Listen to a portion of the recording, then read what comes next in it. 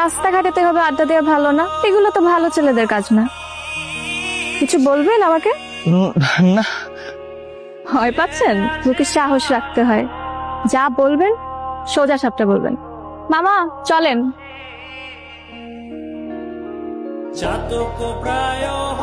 এদিকে আসেন। দাঁড়ান, রিক্সায় উঠেন।